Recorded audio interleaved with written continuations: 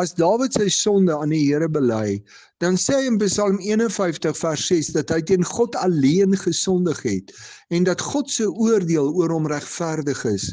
Dink jy dit is reg dat God, wat 'n God van liefde is en jou met die vermoë gemaak het om te sondig, jou straf oor jou sonde?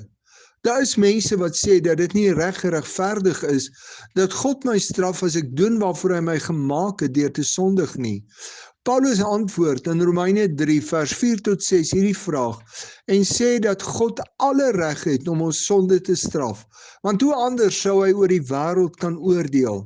As ons dink oor wat mense aan kinders doen, hoe sommige mans sal vrouens en sommige vrouens sal mans behandel, hoe daar in ons land gesteel word en noem maar op, dan het ons almal 'n behoefte dat hulle wat die verkeerde doen, tot orde geroep word, dat hulle gestraf moet word. Die antwoord vir die probleem van die sonde is nie om te sê dat God nie my sonde moet straf nie. God is nie liefdeloos as hy mense vir hulle sonde straf nie.